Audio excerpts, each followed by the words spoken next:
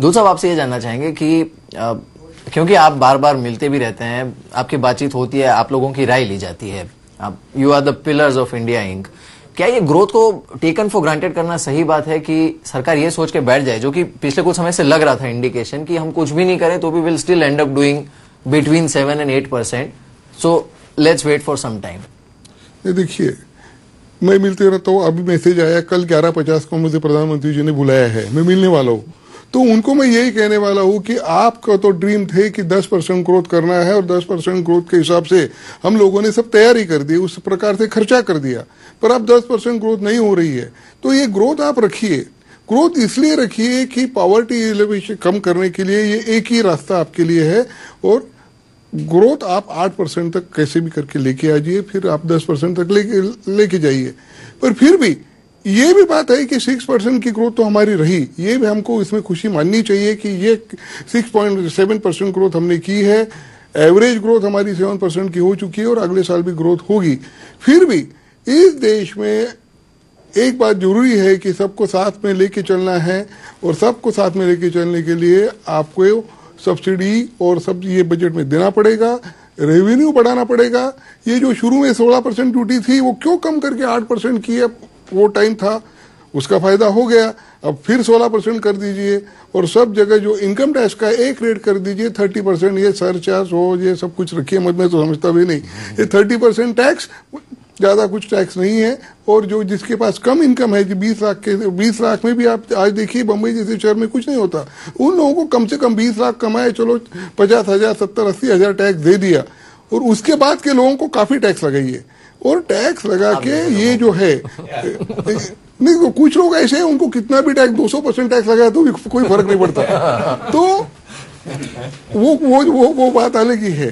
तो tax moderate रखिए, और इस देश की तरक्की करने के लिए उनका देखो, प्रधानमंत्री जी तो खुद बहुत बड़े इकोनॉमिस्ट है, उनके लेवल का इकोनॉमिस्ट तो आज वर्ल्ड में है ही नहीं। G20 मीटिंग में भी उन्हीं का नाम होता है कि ये बड़े इकोनॉमिस्ट है, और वो सब समझते हैं, तो उन्होंने सब समझ के ये किया होगा।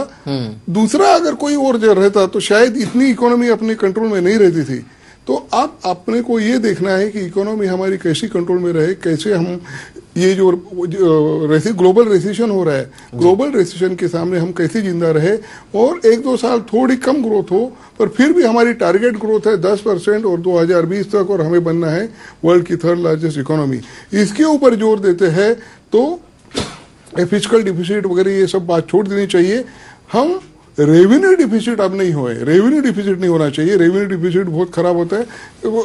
5 साल से रेवेन्यू डिफिसिट हम चल रहे हैं, और फिर फिस्कल डिफिसिट हम लोन ले, लोन का कैपिटल एक्सपेंडिचर करें, खर्चा करें, गरीबों के लिए करें, कोई नुकसान नहीं है जी। इनफैक्ट रामदेव, आपसे और जरा आपसे मेरा सवाल है पहले आपसे, are we now that fancied economy? क्योंकि जो इन्होंने कहा, मनमोहन सिंह से काफी एक्सपेक्टेशंस थी, and the way we have handled things, चाहे कोई भी हो, आप स्पेक्ट्रम एलोकेशन लीजिए, एफडीआई लीजिए, एफडीआई में तो अपने आप में एक एग्जांपल हो गया कि जिस तरह से government had to back track.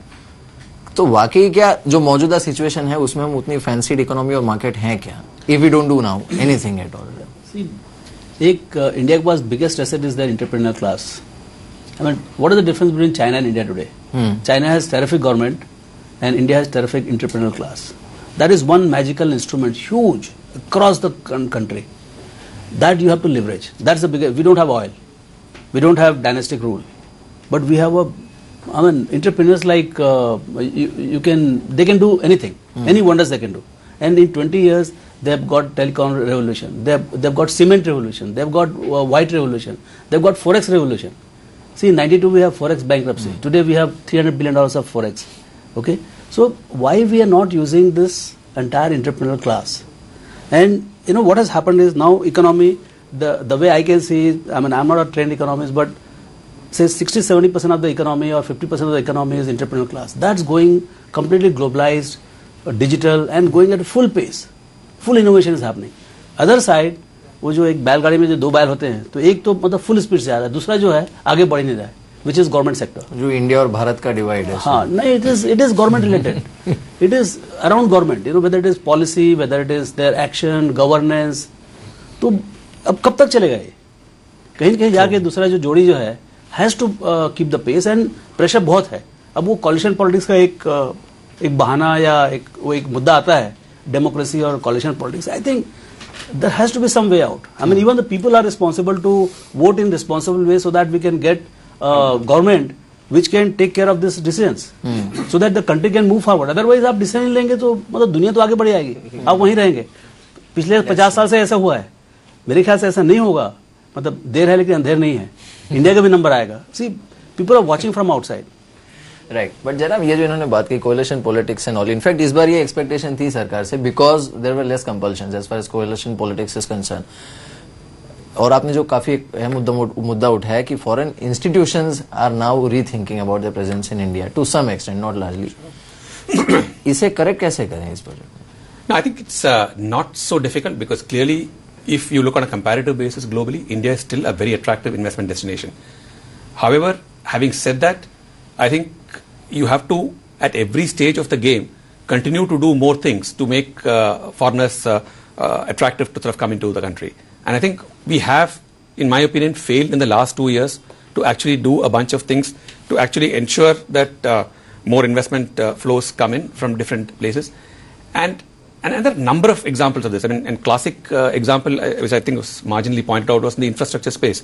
Because I think you talk to any global investor today, I think the concern is that the whole pace of infrastructure growth in India has been far slower than what it should have been. Now, what are the issues surrounding that? Lots of them, whether it's land acquisition, whether it was environmental issues at one point of time.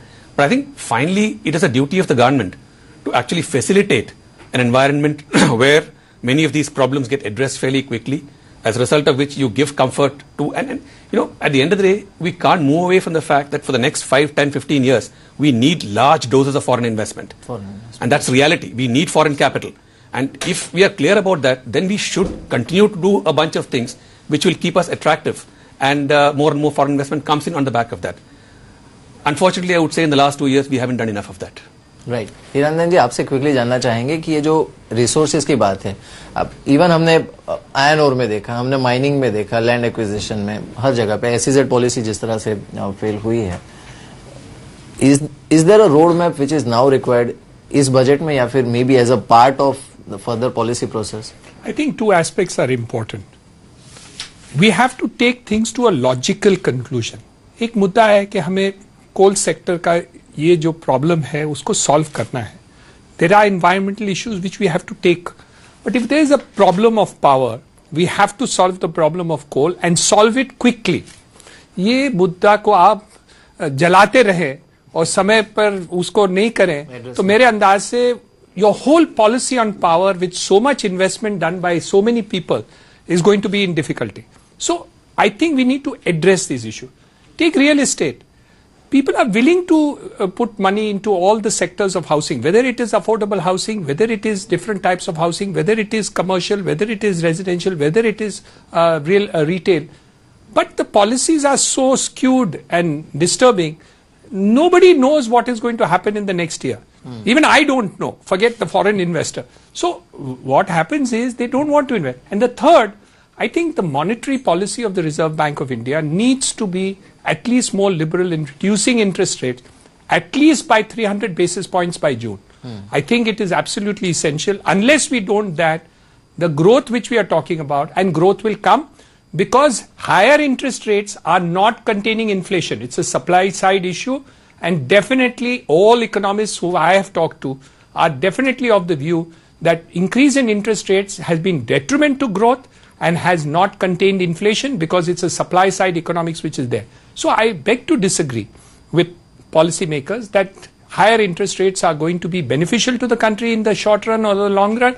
And at least this year we have to make up for the deficit of higher interest rates in the last year. And if you don't do that, growth will not happen, investments will not take place, insecurity is there, industry will be in difficulty because you're not taking care of the end in view. You are giving me A permission and you block me on the second. You give me C permission and you block me on the fourth. And then you don't have infrastructure in place in order to carry out my project. It's not going to work. You have to think and look after industry, business, opportunity to come to end in end if I'm invested billions of dollars with you. Right. So I think somewhere down the line, we need to handhold industry to produce results. And I'm not saying in a wrong way, in a positive way, constructive way. Constructive sort of way, that they need to be handheld to produce result and growth. Otherwise, all the big guys are going to go overseas and invest.